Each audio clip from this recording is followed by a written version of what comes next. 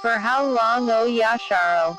How long till you return to your master, to your husband, Alahakam, even he, the Allah of your ancestor Yaqub, bore in me in, who his servant Yaqub was favorable before his eyes, and Yahweh changed his situations around, and changed his name from Yaqub to YASHAR'AL, and was with him.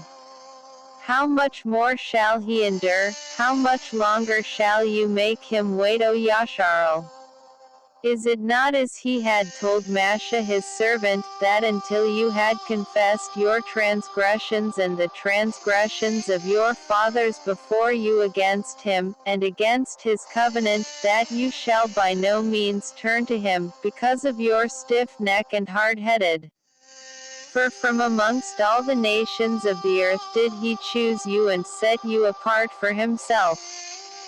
Now, come hither, and listen as I speak these words of the Allah.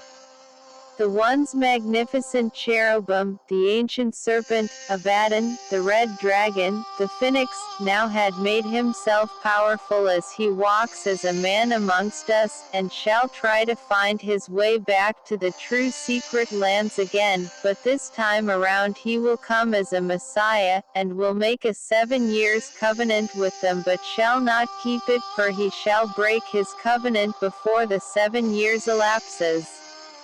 Oh, how I have wished that YASHAR'AL has already awoke. Nevertheless, the prophecy must be fulfilled, and at long last the will of Yahuwah, Elohim of Baethel, will be fulfilled, and his chosen shall turn back to him even as their fathers before them turned away from him to serve false mighty ones and idols, and were giving to be conquered. Soldiers raided the secret places, took away sacred manuscripts and artifacts, yet never did they change their ways and turn back to Elohim. Instead they sought to turn everything upside down and corrupted everything on their ways, killed the prophets, and all that spoke up about the laws, status and judgments of Elohim, just to keep walking in equity in the sight of Yahuwah, and they were taken back into slavery and bondage. Ships arrived at West Africa, Niger-Congo coastal areas. It was fleets of Ashkenazi slave mongers. They were employed and sent by the Queen Elizabeth to the secret lands to take the covenant ones, the hidden ones, into slavery through ships. However, a remnant still remained in the land, and were greatly multiplied amongst all nations of the earth, even to its remnants scattered abroad, but they pursued after the idols and the deities of the Gentiles, and to serve, and worship, and to do all the abominations of the Gentiles, and to keeping their Sabbath, their feast days and the rest of them, and to serve all these idols which never saved their fathers, neither were they able to save them from all their sufferings, predicaments and oppressions, so they forgot who they were and lost their identity, and even though they multiplied more than all the nations of the earth, they were also diminished.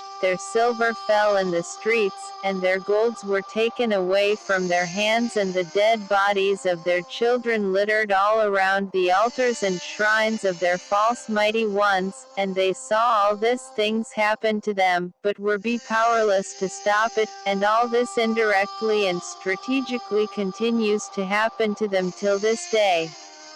But the story doesn't end there, for Yahweh himself has promised he shall awaken them, and they shall remember who they were, and shall remember him, the mighty one of their ancestors, the mighty one of Bethel. They shall turn to him, willingly this time, with all of their hearts and might, and he shall be their Allah, and they shall be his people YASHAR'AL, and so shall it be.